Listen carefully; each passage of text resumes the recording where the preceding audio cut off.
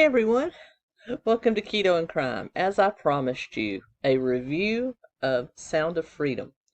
Now I'm going to do this a little bit differently. I'm not going to sit here and rant about how this is one of the most important films you could ever see, because it is. But I'm going to actually do this a little differently. I'm going to compare it and contrast it to another very famous movie about roughly the same subject matter and bring up the differences, the similarities, and also why a lot of the hubbub is, to me, a little unwarranted. A lot of the criticism of Sound of Freedom is a little unwarranted. And that other movie is 2008's Taken. And I'm going to put this right up front. I am a fan of both of these movies. I love them both, but in very different ways. And with that being said, let's jump in, shall we? Let's start with the lighter subject of both of them, and that is Taken.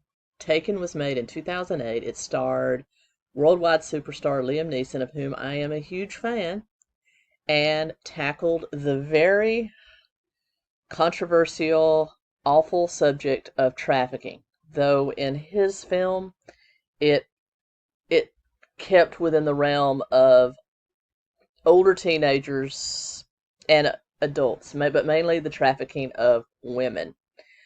Whereas when we get to Sound of Freedom, we'll talk about the differences. This is a purely fictionalized account. It is a purely fictionalized action movie that actually spawned a franchise, as in Taken 2, Taken 3, and the TV series Taken. So, it is a franchise movie. Think Mission Impossible, think Bourne, think it's an action franchise. And it did quite well. I mean, they kept making them, so obviously it did quite well. But let's look at the stories.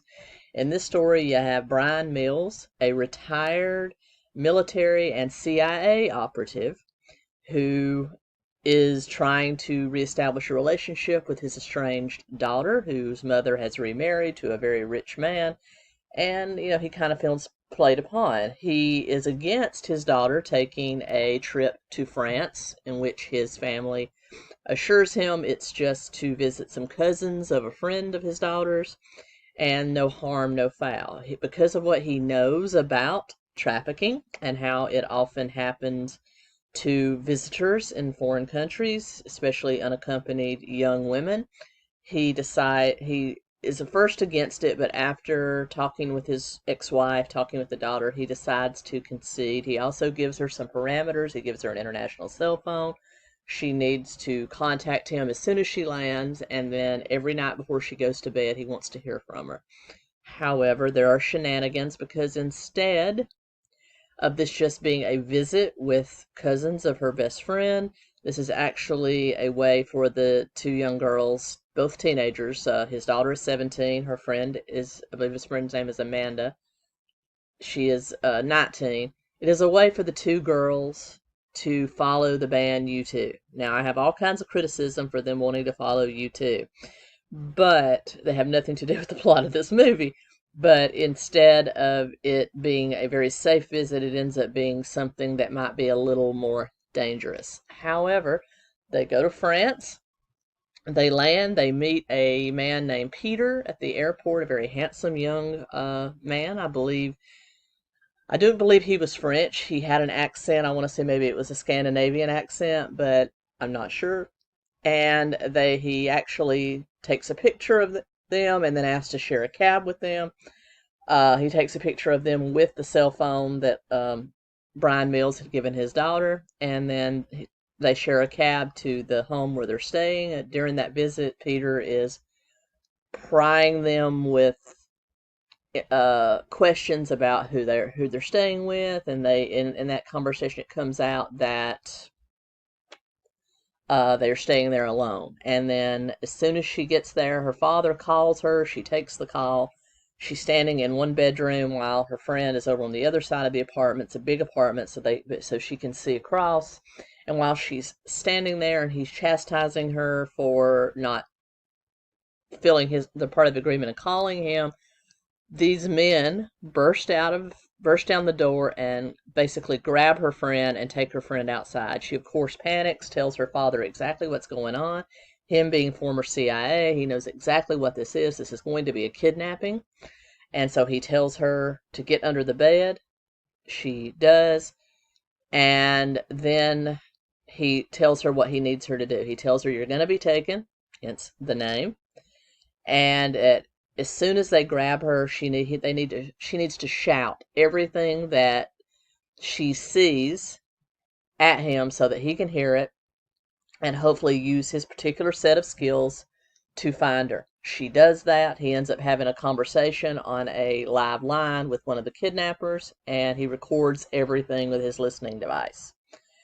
And so he immediately goes, tells her mother and stepfather what's happened. He also has his former friends at the CIA run all kinds of background checks. He discovers that this is an Albanian prostitution ring, that they find it, instead of bringing Eastern European or Middle Eastern girls over, basically promising them a ticket to the West, and then prostituting them out to pay for that they're just kidnapping young girls when they come to visit in European countries.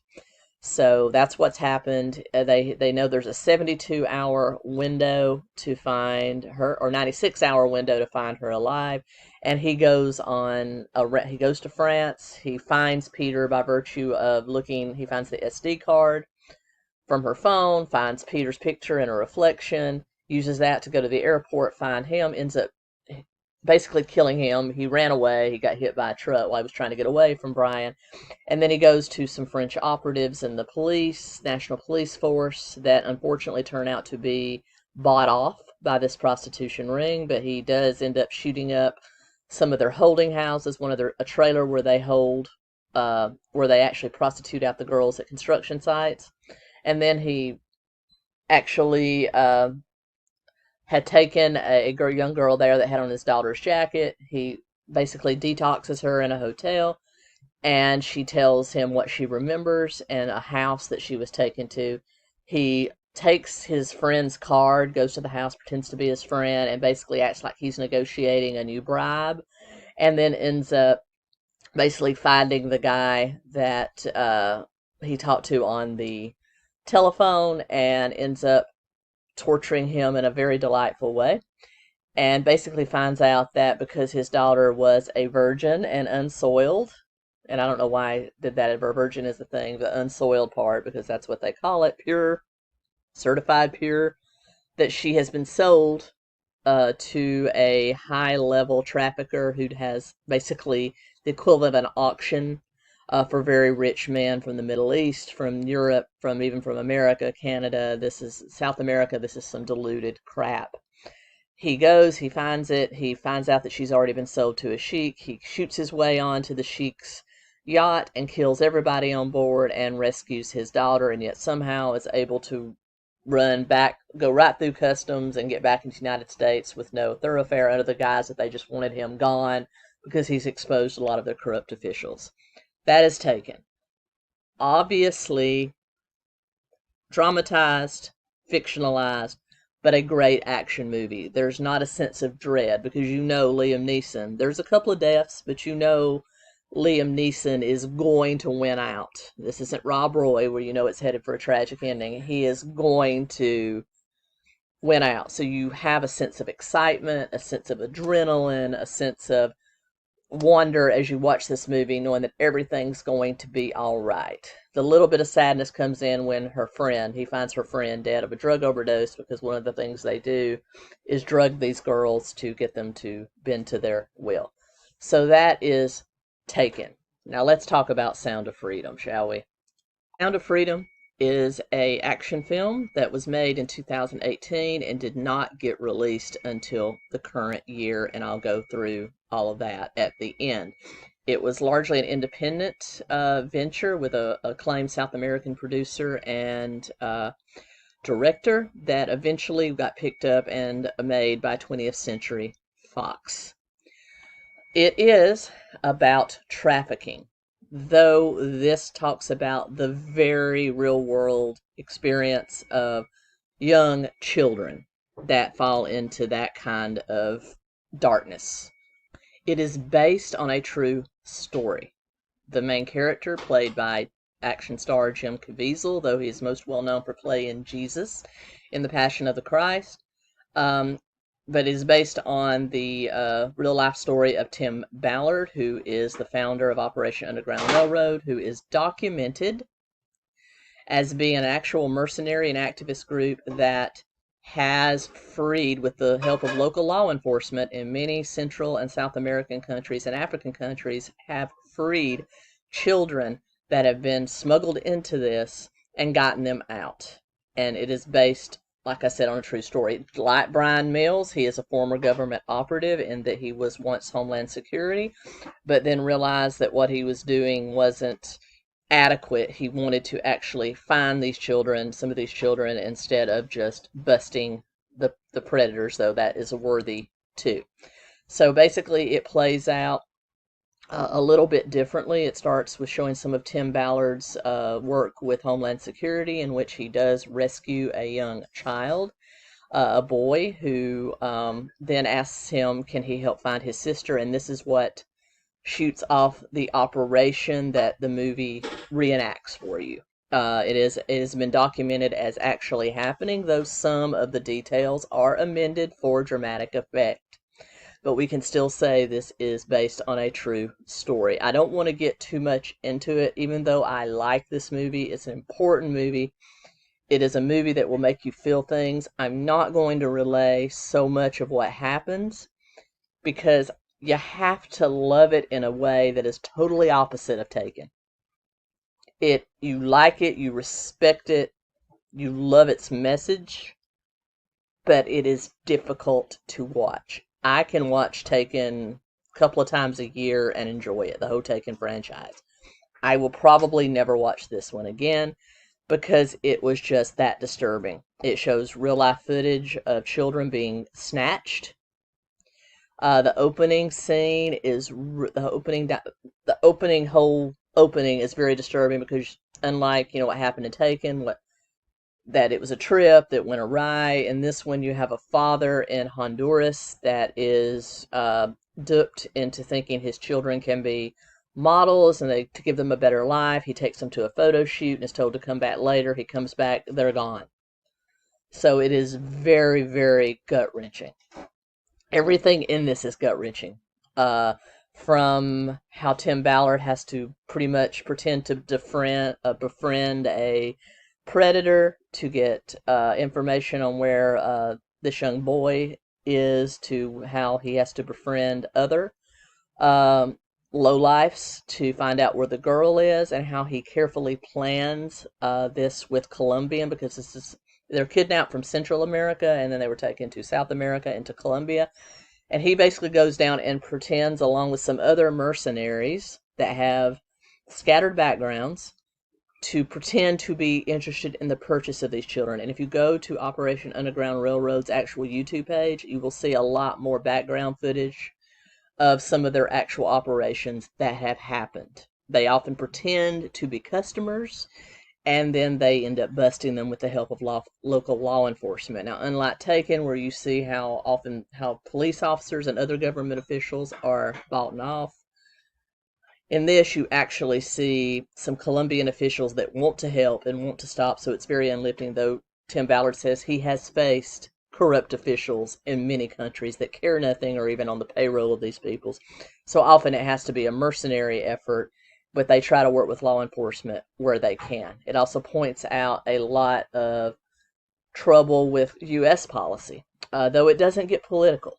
The only political part that I saw is tighten border security, if you want to call that political. I don't think that's political. I think that's just good sense, that we should have a process for getting through the border, because some of these children are smuggled through the southern border. And then at the end, 𝗵𝗂𝗶𝗂, in the mid-credit scene, he gives a special message about why they hoped this film would be the Uncle Tom's Cabin of this generation, and show that this is a problem and needs to stop, and how you can purchase tickets and put it on their on the Angel Studios website, who distributed the film, to pay for others who might not be able to afford to go to be able to see it. I believe it's 67% of the proceeds of this movie are going to charities that help fight child trafficking. That's Sound of Freedom. And even though it has a happy ending, it leaves you, for these two children that are highlighted in this case, you know that there is so many more out there that didn't come to a good end. And that's why I'll probably never watch it again, because I don't think I could sit through it. I burst into tears at least 3 to 4 times during this movie, as did my wife, as did my mother-in-law. It's very disturbing. And so, and now we get to the drama surrounding the making. This was actually made in 2018 by 20th Century Fox. They were purchased then by Disney, who shelved this for 5 years, and the makers had to go in and crowdfund enough money to purchase it, to purchase the rights. It was turned down by both Amazon Prime and Netflix for streaming rights, and they finally got Angel Studio, who is a Christian faith-based studio, to release this. And so you have to wonder why this movie took so long to get released. 20th Century Fox was going to release it, but then that happened. It has faced a lot of criticism, being called a QAnon movie. I've done a deep dive on QAnon. I know all about QAnon, and yes, there's a lot of crap in the QAnon movement. And I'll put a link to that video up there. I've also deep dived on Alex Jones. I'll put that up there. I don't see anything QAnon in this movie, other than the fact that child trafficking exists and there are high-placed people that are in on it. And you could even say the same thing about Taken, because you had bribed French officials that were in on it. So both movies are pretty steadfast in that opinion. You've also heard it criticized because Jim Caviezel is an outspoken believer in some of the QAnon stuff. Fine, but I don't go to a movie because of the beliefs of the lead actor. I go to a movie because I want to see a movie, because it's either going to be impactful or entertaining, hopefully both. Liam Neeson is an ardent opponent to gun ownership, but yet in Taken, there's enough guns, there's more guns in Taken than in My Family Reunion. So why aren't, anti-gun people out there protesting Taken because Liam Neeson is anti-gun? You know what I'm saying? So the personal politics and personal beliefs of the actor should have no bearing on the movie. And then their whole thing about, well, they're trying to start this conspiracy theory. Well, are we not allowed to ask questions about why it took 5 years for this movie to be released and why there were so many hurdles that had to jump through? I'm just lucky. We're just lucky that the negative didn't disappear. So there's definitely something there. Is it a cabal of blood-drinking elites like QAnon says? No. But are there people highly placed in entertainment and our government that either are involved in this or are paid off by this? I'm willing to bet yes, there are. And so that's probably a little bit to do with why this got such a slow release. And so there you are. But 2 great movies for very different reasons. If you haven't seen Sound of Freedom, it's definitely something you should go see. It will stay with you. It's disturbing, but it will stay with you, and it will open your eyes to a lot of hard truths that we are sometimes sheltered from. And if you haven't seen Taken, what's wrong with you? You need to go watch Taken immediately. Taken 2, Taken 3, you can take them or leave them, but definitely go see the first one. And with that being said, until next time, keep on crying.